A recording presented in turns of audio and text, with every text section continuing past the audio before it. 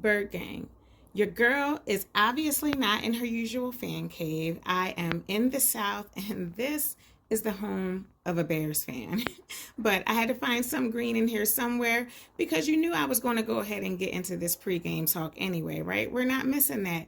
And so you know what time it is. It is prime time Monday Night Football, and our Philadelphia Eagles are away at the Raymond James Stadium looking to go 3-0 for a second straight season as they take on the Tampa Bay Buccaneers. So listen, the Birds have squared up with the Bucs 21 times, and Tampa has won 11 of those games to the 10 wins for our Birds.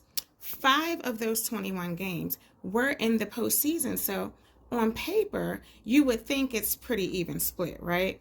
Well, for regular season games, the teams are 50-50 with an 8-8 record. However, I do have to let you know the trajectory, okay? The Buccaneers have won our last 4 meetups. But on today, I see our Eagles coming out with a victory with a very strong second half. The Eagles have not played in 11 days, and the time off should be in their favor as defensive players Bradbury, Blankenship, and Fletcher Cox were back in full practice on Friday. So they're anticipated to hit the field tonight. I'm believing that the defense will come up big in this game. And listen, let's calm down a little bit, right? I know our path so far wasn't pretty, but we have a good problem with having multiple options on offense, and I believe the OC Brian Johnson has done something we've been asking for over the past couple of seasons, which was for our coaches to make adjustments in game.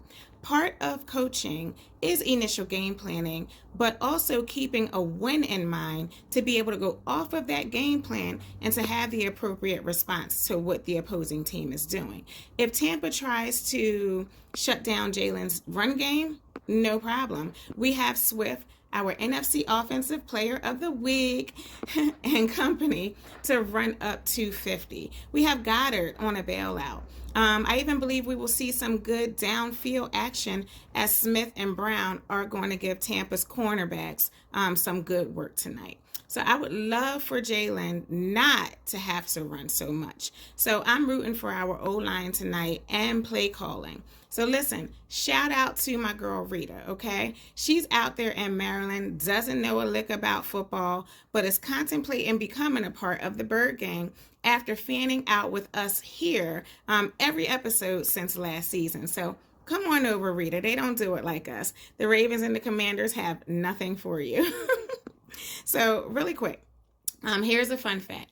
Both QBs, Jalen Hurts and Baker Mayfield, finished off their college careers with the Oklahoma Sooners. So maybe they're going to dap it up after the game, but as for now, it's play ball.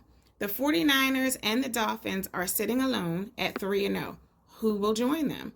Tampa has not been 3-0 since 2005, but they have full confidence that their QB, Baker Mayfield, is the one to lead them there tonight. But they're supposed to think that, right? Okay. And mainstream keeps emphasizing that Philly's 2-0 start is unremarkable. And while there may be some truth to that, in the words of our QB, let's keep the main thing, which is what? Winning. So he's not chasing undefeated. That's a distraction, and it's not going to matter in the big game. We can still win it, though, okay? But simply, however we have to get the win today, ugly and all, let's go get it. So this is your girl hanging out in the South for tonight, hype and fanning out for our team. So let's go. EAGLES. Eagles.